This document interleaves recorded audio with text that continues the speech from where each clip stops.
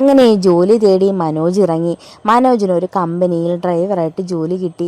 രാവിലെ 8 മണി മുതൽ രാത്രി 8 മണി വരെയാണ് ഡ്യൂട്ടി ടൈം എന്ന് പറയാൻ ഓവർ ടൈമും കൂടെ കൂട്ടിയിട്ടാണ് ആ ടൈം വെച്ചിരിക്കുന്നത്. സാധാരണ 10 മണി തൊട്ട് 5 മണി വരെയാണ് അവൻ്റെ ജോലി. പക്ഷേ രാവിലെ 8 മണി മുതൽ രാത്രി 8 മണി വരെ ഓവർ ടൈം ചെയ്യാൻ അവൻ അങ്ങോട്ട് കയറി ആവശ്യപ്പെടുകയായിരുന്നു. അങ്ങനെയാണെങ്കിൽ മാസാവസാനം നല്ലൊരു സാലറി കിട്ടും. എല്ലാം കണക്കൂട്ടലിൽ കൂടിയാണ് മനോജ് ഇപ്പോൾ മുന്നോട്ട് കൊണ്ടുപോകുന്നത്.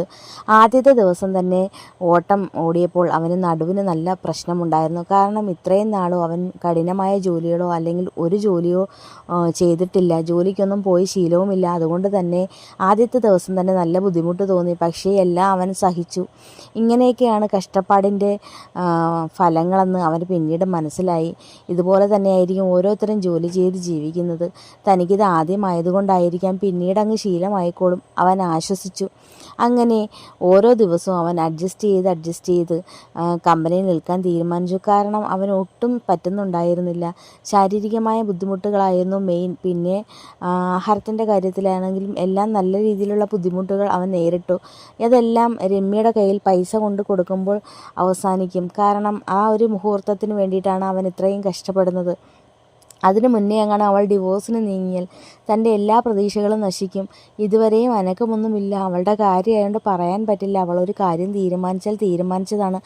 ആ ഒരു തീരുമാനത്തിൻ്റെ ഫലമായിട്ടാണ് തൻ്റെ ഭാര്യയായിട്ട് അവൾ തൻ്റെ കൂടെ വന്നത്. അവൾക്ക് ഒരു തീരുമാനമെടുത്താൽ അതിൽ തന്നെ ഉറച്ചു നിൽക്കുന്ന സ്വഭാവമുണ്ട്. അതുകൊണ്ട് തന്നെ അവൾ ഡിവോഴ്സിന് പോകുന്ന കാര്യത്തിൽ അവന് 100% ഉറപ്പുണ്ടായിരുന്നു. അവൻ ഓരോ ദിവസവും ദൈവത്തോട് പ്രാർത്ഥിക്കുന്നുണ്ട്. വഴക്കും പ്രശ്നങ്ങളും എല്ലാം ആണെങ്കിലും രമ്യയില്ലാത്തൊരു ജീവിതത്തെക്കുറിച്ച് അവന് ചിന്തിക്കാൻ പോലും പറ്റുന്നുണ്ടായിരുന്നില്ല. ഇടയ്ക്കൊക്കെ ചെന്ന് കടം മേടിക്കാനോ അല്ലെങ്കിൽ 2 വഴക്ക് കൊടുക്കാനോ എല്ലാത്തിനും അവൾ ഉള്ളപ്പോൾ ഒരു സമാധാനമാണ് സത്യത്തിൽ.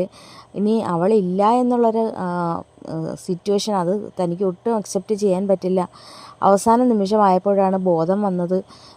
കാരണം അവൾ ഡിവോഴ്സിന് കൊടുക്കുമെന്ന് പറഞ്ഞപ്പോഴത്തേക്ക് തൻ്റെ നെഞ്ചൊന്ന് കാളി. അങ്ങനെ ഒരു സംഭവം ഒരിക്കലും ഉണ്ടാവാൻ പാടില്ല. അതിനു വേണ്ടിയിട്ട് താൻ എന്തും സഹിക്കും. അതുകൊണ്ട് തന്നെയാണ് ഇതൊക്കെ സഹിക്കുന്നത്. 1 മാസത്തെ സാലറി അവളുടെ കയ്യിൽ കൊണ്ടുവച്ച് കൊടുത്തിട്ട് പറയണം, ഇനി മുതൽ ഒരു പ്രശ്നവും ഉണ്ടാവത്തില്ല, അവളെയും കുഞ്ഞിനെയും പൊന്നുപോലെ നോക്കാം, തന്നെ വിട്ടു പോകരുത് എന്ന്. ഇത്രയും നാളും എല്ലാം കുട്ടിക്കളിയായിട്ടും തമാശയായിട്ടുമാണ് കണ്ടത്. പക്ഷേ ഇന്ന് ഈ ബന്ധത്തിൻ്റെ നിറം മാറുന്നത് താൻ അറിയുന്നുണ്ട്.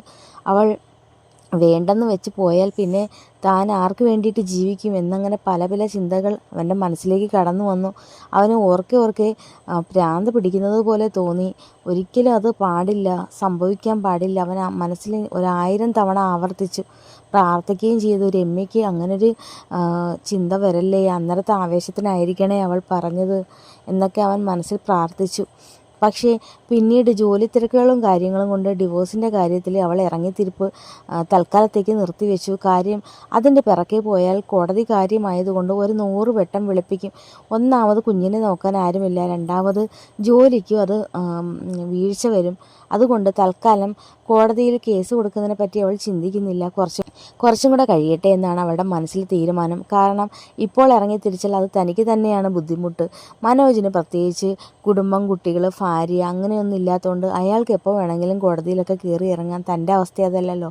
അങ്ങനെ അവൾ ആ തീരുമാനം തൽക്കാലം നിർത്തിവെച്ചു. അവളുടെ ജീവിതവുമായി അവൾ മുന്നോട്ട് പോവുകയാണ്. മനോജ് 1 മാസത്തെ സാലറിക്കായി വെയിറ്റ് ചെയ്യുകയാണ്. സാലറി കിട്ടേണ്ട ദിവസം അടുക്കും തോറും അവന് നെഞ്ചിൽ ഒരു ഇടിപ്പ് തോന്നി. സാലറി കൊണ്ടുവന്ന് അവളുടെ കയ്യിൽ കൊടുക്കുമ്പോൾ അവളുടെ പ്രതികരണം എന്തായിരിക്കും? അവൾക്ക് സന്തോഷമായിരിക്കുമോ, അതോ ഇനി തന്നെ ആട്ടി ഓടിക്കുമോ? അങ്ങനെ പല പല ചിന്തകൾ അവൻ്റെ മനസ്സിൽ കൂടി കടന്നുകൂടി. ഒരുപക്ഷെ സാലറി കൊടുക്കുമ്പോൾ അവളെന്നെ കെട്ടിപ്പിടിച്ച് ഉമ്മ വെച്ചാലോ എന്ന് പോലും അവൻ ചിന്തിച്ചു. അതൊക്കെ സ്വപ്നം മാത്രമാണ്. അവളുടെ ഒരു രീതി വെച്ച് ഇപ്പോൾ അവൾ ഒരുപാട് മാറിയിരിക്കുന്നു. പണ്ടത്തെ ആ രമ്യൊന്നും അല്ല അവൾ. അവളുടെ അനുഭവങ്ങളായിരിക്കും അവളെ ഇങ്ങനെ ആക്കിയത്. ഇപ്പോൾ കാരിരുമ്പിൻ്റെ സ്വഭാവമായി മാറിയിരിക്കുന്നു. സാലറി കൊണ്ട് കൊടുക്കുമ്പോഴെങ്കിലും അവളുടെ മുഖത്തൊരു തെളിവ് വന്നാൽ മതിയായിരുന്നു, അവൻ മനസ്സിൽ പ്രാർത്ഥിച്ചു. അങ്ങനെ മനോജിന് സാലറി കിട്ടി. നല്ല ഒരു എമൗണ്ട് ഉണ്ടായിരുന്നു. അവൻ ആഹാരമൊക്കെ വളരെ ചെറിയ രീതിയിലാക്കി. നല്ല രീതിയിൽ കഷ്ടപ്പെട്ട് ഉണ്ടാക്കിയ ആദ്യത്തെ സാലറി അത്രത്തോളം അവനത് വിലപ്പെട്ടതായിരുന്നു. അവൻ ജീവിതത്തിൽ ഒരു ജോലിക്കും അങ്ങനെ പോയിട്ടില്ല. പിന്നെ അങ്ങനെ നിന്ന് അവൻ ജീവിതത്തിൽ ഒരു ജോലിക്കും പോയിട്ടില്ല. ആദ്യമായിട്ടാണ് ഒരു മാസശമ്പള ജോലിക്ക് പോകുന്നത്. അതുകൊണ്ട് തന്നെ അതിൻ്റെ എല്ലാ എക്സൈറ്റ്മെൻറ്റും അവനുണ്ടായിരുന്നു. അവൻ ഓരോ ദിവസവും എണ്ണിയാണ് ഇരുന്നത്. ഒരു മാസത്തെ സാലറി കയ്യിൽ കിട്ടുന്നതും നോക്കി. സാലറി കറക്റ്റ് ഏത് ഡേറ്റിന് കിട്ടും എന്നെല്ലാം അവൻ തിരക്കി വെച്ചിട്ടുണ്ടായിരുന്നു. കറക്റ്റ് ഡേറ്റിൽ തന്നെ തൻ്റെ അക്കൗണ്ടിൽ സാലറി വന്നു. അവൻ ഇതിൽ പരം സന്തോഷമില്ല. മാത്രമല്ല എമൗണ്ട് നല്ല കൂടുതലുമുണ്ട്.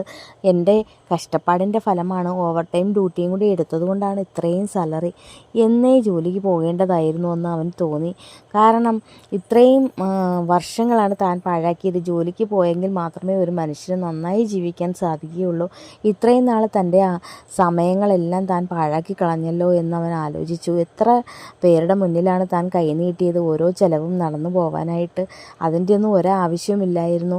കഷ്ടപ്പാടുകൾ ഇല്ലാതെ ഒരിക്കലും ഒരു ജീവിതം മുന്നോട്ട് പോവുകയില്ല. കഷ്ടപ്പാടുകൾ സഹിക്കാൻ നമ്മൾ തയ്യാറായാൽ നമുക്ക് ഇതുപോലെയുള്ള സന്തോഷങ്ങൾ കിട്ടുമെന്ന് അവന് തോന്നി. അവൻ ആ സാലറിയും വാങ്ങിച്ചുകൊണ്ട് 2 ദിവസത്തെ ലീവും പറഞ്ഞ് കമ്പനിയിൽ നിന്ന് ഇറങ്ങി. അങ്ങനെ രമ്യയുടെ തുണിക്കട ലക്ഷ്യമാക്കി അവൻ പാഞ്ഞു. ഈ സാലറി അവളുടെ കയ്യിൽ വെച്ച് കൊടുക്കണം. അവൻ്റെ ഒരു ഡ്രീമായിരുന്നു അത്. അങ്ങനെ കമ്പനിയിലെത്തിയതും കമ്പനി അടച്ച് അവൾ ഹോസ്റ്റലിലേക്ക് പോയിട്ടുണ്ടായിരുന്നു. ഫോൺ വിളിച്ചാൽ അവൾ എടുക്കാറില്ല. അവളിപ്പോൾ തന്നെ മറന്ന മട്ടാണ്. മെസ്സേജ് അയച്ചാലാണെങ്കിൽ സിംഗിൾ ടിക്ക്. വാട്സപ്പും എല്ലാം ബ്ലോക്ക് ചെയ്ത് വെച്ചിരിക്കുകയാണെന്ന് തോന്നുന്നു. അവന് നിരാശ തോന്നി. തൽക്കാലം വീട്ടിലെങ്ങാനും തങ്ങാം, എന്നിട്ട് പിറ്റേന്ന് പൈസയും കൊണ്ട് അവളെ ചെന്ന് കാണാമെന്ന് അവൻ ഉറപ്പിച്ചു. അങ്ങനെ വീട്ടിലേക്ക് ചെന്നതും അമ്മയ്ക്ക് എന്തെന്നില്ലാത്ത സന്തോഷം. 1 മാസം കാണാതിരുന്നപ്പോഴേക്കും ഉള്ള സന്തോഷമാണോ അതെന്ന് അവൻ ചിന്തിച്ചു. മോനെ, നീ എത്രയും നാൾ എവിടെയായിരുന്നു? നിനക്ക് വല്ല ജോലിയും ശരിയായിരുന്നോ? അമ്മ ചോദിച്ചു. അവരുടെ ആ ചോദ്യത്തിൽ എന്തൊക്കെയോ പ്രതീക്ഷകൾ ഉള്ളതുപോലെ അവന് തോന്നി. പൈസയ്ക്കകത്തുനിന്ന് എന്തെങ്കിലും അമ്മയ്ക്ക് കൊടുക്കണമെന്ന് അവൻ ആദ്യം ചിന്തിച്ചു. പിന്നീട് വിചാരിച്ചു, വേണ്ട, അമ്മയെക്കാട്ടിയും പ്രശ്നമാണല്ലോ രമ്യ. അവൾക്ക് തന്നെ കൊടുക്കാം. അമ്മയെ എപ്പോൾ വേണമെങ്കിലും കാണാം, എപ്പോൾ വേണമെങ്കിലും വീട്ടിൽ വരാം. അമ്മയെന്ന് പറയുന്നത് ഒരിക്കലും നമ്മളെ തള്ളിക്കളയുന്ന ആരുമല്ല. അമ്മ നമ്മുടെ സ്വന്തം തന്നെയാണ്. പക്ഷേ ഭാര്യയ്ക്ക് ദേഷ്യം വന്നിട്ട് വേണ്ടെന്നങ്ങനെ വെച്ചാൽ പിന്നെ തീർന്നില്ലേ കാര്യം. അതുകൊണ്ട് പൈസയ്ക്കകത്തുനിന്ന് 1 രൂപ പോലും എടുക്കാൻ മനോജിൻ്റെ മനസ്സ് അനുവദിച്ചില്ല. അവൻ ആ പൈസ അതേപോലെ സൂക്ഷിച്ച് ഭദ്രമാക്കി മാറ്റിവെച്ചു. അമ്മയുടെ കണ്ണിലെങ്ങാനും പെട്ടാൽ പിന്നെ അമ്മ അതെല്ലാം ചെലവിനെടുക്കും. അടുത്ത മാസത്തെ സാലറിക്കകത്തുനിന്ന് അമ്മയ്ക്ക് എന്തെങ്കിലും കൊടുക്കണം അവൻ മനസ്സിൽ ഉറപ്പിച്ചു. കാരണം പാവം അമ്മ ഇത്രയൊക്കെ ആക്കിയെടുത്തില്ലേ. അമ്മയ്ക്ക് തന്നോടുള്ള സ്നേഹത്തിൻ്റെയും ലാളനയുടെയും കൂടുതൽ കൊണ്ടാണ് താൻ ഒരു ജോലിക്കും പോലും പോവാതെയായത്. അമ്മയ്ക്ക് ഒരു ജോലിക്ക് പോകുന്നതും ഇഷ്ടമല്ല. കാരണം എന്തോ അമ്മയ്ക്കൊരു ടെൻഷൻ പോലെയാണ് തന്നെ ജോലിക്ക് വിടുന്നത്. അതുകൊണ്ടും കൂടെയൊക്കെയാണ് താൻ ഇങ്ങനെ ആയത്. പോട്ടെ, പാവം, ജീവിച്ചിരിക്കുമ്പോഴല്ലേ എന്തെങ്കിലുമൊക്കെ ചെയ്യാൻ പറ്റൂ. അവനിപ്പോൾ പുതിയ ചിന്തകളൊക്കെ വരുന്നുണ്ട്. അതെല്ലാം നല്ല ചിന്തകളാണോ താനും. അടുത്ത മാസം അമ്മയ്ക്ക് കൊടുക്കണം എന്തെങ്കിലും അവൻ വീണ്ടും മനസ്സിൽ ഉറപ്പിച്ചു. അതിനുശേഷം അവൻ പോയി കിടന്നു. പെട്ടെന്ന് തന്നെ നേരം വെളുക്കണേന്ന് പ്രാർത്ഥിച്ചിട്ടാണ് അവൻ കിടന്നത്. അമ്മ അവനോട് ചെന്ന് ചോദിച്ചു, മോനെ, എന്തെങ്കിലും കഴിക്കാൻ എടുക്കട്ടെ? വേണ്ടമ്മേ, ഒന്നും വേണ്ട. ഇച്ചിരി മീനൊന്ന് കിട്ടിയായിരുന്നു, അത് അമ്മ കറി വെച്ചിട്ടുണ്ട്. റേഷനരിയുടെ ചോറുമുണ്ട്, മക്കളിച്ചിരി ചോറ് കഴിക്കുക. ഇത്ര നാളായി നീ എൻ്റെ കയ്യിൽ നിന്ന് എന്തെങ്കിലും വാങ്ങി കഴിച്ചിട്ട്.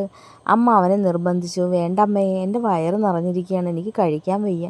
പൈസ രമ്യയുടെ കയ്യിൽ കൊടുക്കുന്നത് വരെ ഇനി അവൻ ആഹാരം കഴിക്കാനോ ഒന്നിനും പറ്റുകയില്ല. അതായിരുന്നു അവൻ്റെ അവസ്ഥ. അങ്ങനെ നേരം വെളുത്തു. അവൻ പെട്ടെന്ന് തന്നെ ഫ്രഷായി അമ്മയുടെ കയ്യിൽ നിന്ന് 1 ഗ്ലാസ് ചായയും മേടിച്ച് കുടിച്ചിട്ട് വണ്ടിയെടുത്ത് രമ്യയുടെ ഹോസ്റ്റലിൽ ലക്ഷ്യമാക്കി പോയി. കാരണം ഈ സമയത്ത് ചെന്നാൽ അവൾ ഹോസ്റ്റലിൽ കാണും. കുറച്ചും കൂടി കഴിഞ്ഞാൽ അവൾ കടയിലേക്ക് പോകും. കടയിലേക്ക് പോയി കഴിഞ്ഞാൽ പിന്നെ തനിക്ക് അങ്ങോട്ട് ചെന്ന് കയറാൻ പറ്റുകയില്ല. ഒന്നാമത് മാനേജറുമായിട്ടൊക്കെ താൻ ഉടക്കി കഴിഞ്ഞു. അവന് ആ ഒരു നിരാശയുണ്ടായിരുന്നു. അങ്ങനെ ഹോസ്റ്റലിൻ്റെ വാതിൽക്ക് അവളെയും കാത്ത് അവനങ്ങനെ നിന്നു. കുറച്ച് കഴിഞ്ഞപ്പോൾ അവൾ ഇറങ്ങി വരുന്നു. കുഞ്ഞുമുണ്ട് കയ്യിൽ. കുഞ്ഞിനെ കണ്ടതും അവന് എന്തെന്നില്ലാത്ത സങ്കടവും വേദനയൊക്കെ തോന്നി. അവൻ ഓടിച്ചെന്ന് കുഞ്ഞിനെ എടുക്കാൻ നോക്കിയതും അവൾ പറഞ്ഞു, തൊട്ടു പോകരുത്. നിങ്ങൾ ഇത്രയും നാൾ എവിടെയായിരുന്നു? അല്ലെങ്കിൽ തന്നെ നിങ്ങളെ കൊണ്ട് എന്ത് പ്രയോജനമാണ് ഉള്ളത്? ഞാൻ അത്രത്തോളം കഷ്ടപ്പെട്ടിട്ടാണ് കുഞ്ഞിനെ നോക്കുന്നത്. നിങ്ങൾ എന്തർത്ഥത്തിലാണ് കുഞ്ഞിനെ എടുക്കാൻ വന്നത്? എടീ, ഞാൻ നിന്നെ കാണാനായിട്ട് തന്നെയാണ് വന്നത്. ഞാനിപ്പോൾ ഒരു ജോലിക്ക് കയറി 1 മാസമായി. സാലറി എൻ്റെ കയ്യിലുണ്ട്. നിന്നെ ഏൽപ്പിക്കാനാണ് ഞാൻ ഓടിക്കൊണ്ട് വന്നത്. അവൾ ഒന്നും മിണ്ടിയില്ല. അവൻ പേഴ്സിൽ നിന്ന് പൈസ എടുത്തു. അത് എടുത്ത് അവളുടെ കൈ പിടിച്ച് അവളുടെ കൈവെള്ളയിലേക്ക് വെച്ചു കൊടുത്തു. അവൾ വേണ്ട എന്ന് പറഞ്ഞിട്ടും അവൻ നിർബന്ധിച്ചു. എത്ര രൂപയുണ്ടെന്ന് നീ ഒന്ന് എണ്ണി നോക്ക്. അവൾക്ക് കണ്ട കാഴ്ചയിൽ തന്നെ മനസ്സിലായി തോനെ പൈസ ഉണ്ടെന്ന്. ജോലിക്ക് പോയെന്ന് പറയുന്നത് ഉള്ളതാണോ അതോ ഇനി ആരെങ്കിലും കയ്യിൽ നിന്ന് കടം വാങ്ങിച്ചെങ്ങാനും കൊണ്ടു തന്നെയാണോ എന്നതായിരുന്നു അവൻ്റെ ചിന്ത. സത്യമായിട്ട് ഞാൻ ജോലിക്ക് പോയി. അവളുടെ മനസ്സറിഞ്ഞവണ്ണം അവൻ പറഞ്ഞു, വേണമെങ്കിൽ നിനക്ക് ഞാൻ ജോലി ചെയ്യുന്ന കമ്പനിയും ഞാൻ ഓടിക്കുന്ന വണ്ടിയും എല്ലാം കാണിച്ചു തരാം എന്ന് പറഞ്ഞിട്ട് അവൻ ഫോണെടുത്ത് ഫോട്ടോസൊക്കെ കാണിക്കാൻ തുടങ്ങി. അവൾക്ക് തോന്നി ഉള്ളതാണെന്ന്. പൈസ വാങ്ങിച്ച് അവൾ ബാഗിൽ വെച്ചു. അതിനുശേഷം അവൾ ഒരു വക മിണ്ടാതെ നിന്നപ്പോഴും അവൻ കൊച്ചിനെ അവളുടെ കയ്യിൽ നിന്ന് വാങ്ങി കൊഞ്ചിക്കാൻ തുടങ്ങി. നീ എന്നോട് പൊറുക്കണം. ഇത്രയും നാൾ നിൻ്റെ സ്നേഹത്തിൻ്റെയോ അല്ലെങ്കിൽ നമ്മുടെ ഫാമിലിയെക്കുറിച്ചോ ഞാനൊന്നും സീരിയസ് ആയിട്ട് കണ്ടിരുന്നില്ല. എനിക്ക് നീ ഇല്ലാതെ പറ്റില്ല, നമ്മുടെ കുഞ്ഞും നീയും ഒന്നും ഇല്ലാതെ എനിക്ക് പറ്റില്ല, ജീവിക്കാൻ പറ്റില്ല. അവൻ്റെ പറയുന്നതിനിടയ്ക്ക് അവൻ്റെ കണ്ണുകൾ നിറഞ്ഞു. അവൾക്ക് മനസ്സിലായി അവൻ ആത്മാർത്ഥമായിട്ടാണ് സംസാരിക്കുന്നതെന്ന്. പക്ഷേ അവൾ വലിയ മൈൻഡ് കൊടുത്തില്ല. അവൻ്റെ ഒരുപാട് നാടകങ്ങളും കാര്യങ്ങളുമൊക്കെ അവൾക്ക് അറിയാവുന്നതുകൊണ്ട് എന്ത് വിശ്വസിക്കണം, ഏതാണ് കള്ളം ഏതാണ് സത്യമെന്ന് തിരിച്ചറിയാൻ നല്ല ബുദ്ധിമുട്ടാണ്. അവളൊന്നും മിണ്ടാഞ്ഞതും അതുകൊണ്ട് തന്നെയാണ്. കുറച്ച് കഴിഞ്ഞപ്പോൾ അവൾ പറഞ്ഞു, എനിക്ക് കമ്പനിയിൽ കയറാൻ ലേറ്റാവും, ഞാൻ പോകട്ടെ. വൈകുന്നേരം ഞാൻ കാത്തു നിന്നാൽ നീ ഒന്ന് വരുമോ എൻ്റെ കൂടെ? അവൻ ചോദിച്ചു. അവളൊന്നും മിണ്ടിയില്ല. അവൾ ജോലി ചെയ്യുന്ന സ്ഥാപനത്തിലേക്ക് കയറിപ്പോയി. മനോജ് ആ നിൽപ്പ് നിന്ന് അവളെ തന്നെ നോക്കി. വൈകുന്നേരം അവളോട് ഡീറ്റെയിൽ ആയിട്ട് സംസാരിക്കണം. അങ്ങനെ വൈകുന്നേരം ആവുന്നതും കാത്ത് അവൻ തുണിക്കടയുടെ പരിസരത്ത് തന്നെ കറങ്ങി നിന്നു. അവന് അവളെ കണ്ടോളാൻ വയ്യാത്ത വിമിഷ്ടമായിരുന്നു. രാവിലെ കുറച്ചു നേരം കണ്ടു എങ്കിലും എന്തൊക്കെയോ സംസാരിക്കണം, അവളെ ബോധ്യപ്പെടുത്തണം. താൻ സീരിയസ് ആയിട്ടാണ് കാര്യങ്ങൾ സംസാരിക്കുന്നതെന്ന് അവൾക്ക് ഇനിയും മനസ്സിലായിട്ടില്ല. അതൊക്കെ ഒന്നും കൂടി ഒന്ന് ബോധ്യപ്പെടുത്തണം. അതൊക്കെ തീരുമാനിച്ച് അവൻ തുണിക്കടയുടെ പരിസരത്ത് തന്നെ നിലയുറപ്പിച്ചു. അങ്ങനെ മനോജ് രമ്യയും പ്രതീക്ഷിച്ച് അവിടെ നിൽക്കുകയാണ്. അപ്പോൾ നിങ്ങൾക്ക് ഇവിടെ വരെ ഈ സ്റ്റോറി ഇഷ്ടമായെങ്കിൽ ലൈക്ക് ചെയ്യാനും നിങ്ങളുടെ വിലയേറിയ അഭിപ്രായങ്ങൾ കമൻറ്റായി രേഖപ്പെടുത്താനും മറക്കരുത്. അപ്പോൾ നിങ്ങൾക്ക് എൻ്റെ സ്റ്റോറീസൊക്കെ ഇഷ്ടമാവുകയാണെങ്കിൽ സബ്സ്ക്രൈബ് ചെയ്യാനും മറക്കരുത്. സബ്സ്ക്രൈബ് ചെയ്താൽ മാത്രമേ ഞാനിടുന്ന സ്റ്റോറീസൊക്കെ നിങ്ങൾക്ക് നോട്ടിഫിക്കേഷൻസ് ആയിട്ട് ലഭിക്കുകയുള്ളൂ. അപ്പോൾ ഇതിൻ്റെ അടുത്ത ഭാഗവുമായി ഞാൻ വീണ്ടും വരുന്നതായിരിക്കും.